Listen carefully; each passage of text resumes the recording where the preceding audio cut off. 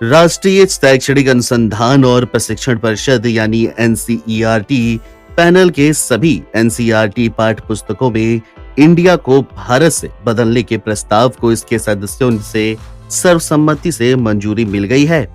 ऐसे में जल्द ही एनसीईआरटी की किताबों में अब इंडिया की जगह भारत लिखा नजर आ सकता है।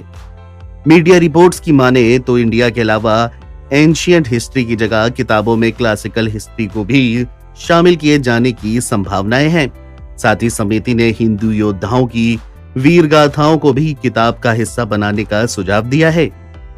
आपको बता दें कि नई शिक्षा नीति 2020 के आने के बाद एनसीईआरटी अपने सिलेबस में लगातार बदलाव कर रहा है, जिसके तहत सिलेबस में कई तरह के संशोधन भी किए जा रहे हैं।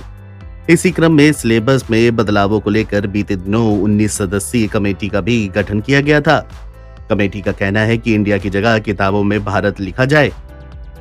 राष्ट्रीय शैक्षणिक अनुसंधान एवं प्रशिक्षण परिषद एनसीईआरटी की किताबों में इंडिया का नाम बदलकर भारत करने की मीडिया रिपोर्ट्स पर एनसीईआरटी का कहना है कि इस पर कुछ भी टिप्पणी करना जल्दबाजी होगा।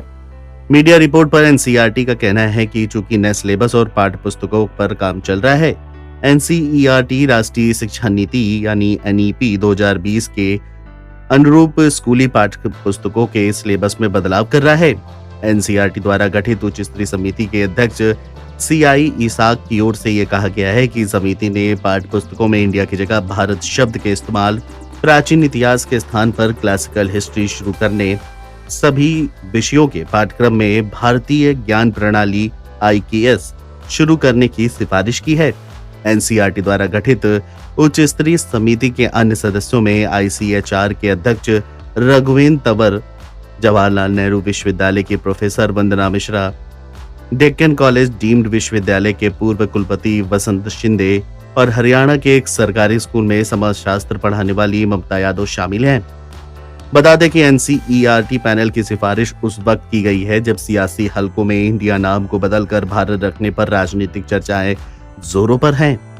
इंडिया से बदलकर भारत नाम रखे जाने की सुगबुगाहट बीते महीने सितंबर से तब शुरू हुई जब G20 के आयोजन के दौरान भारत की राष्ट्रपति के नाम से भेजे गए निमंत्रण पत्र में प्रेसिडेंट ऑफ इंडिया की बजाय प्रेसिडेंट ऑफ भारत लिखा गया था।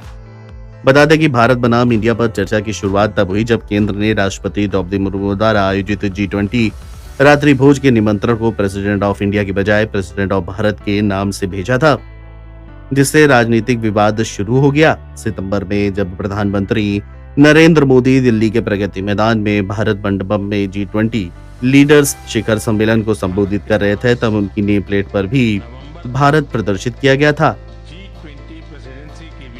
अगर संविधान की बात करें तो भारतीय संविधान के अनुच्छेद 1(1) में हमारे देश का नाम इंडिया अर्थात भारत राज्यों का संघ होगा परिभाषित किया गया है। बहरहाल एनसीईआरटी की किताबों में इंडिया की जगह भारत किए जाने पर राजनीतिक चर्चाएं और इस पर राजनीति भी शुरू हो चली है।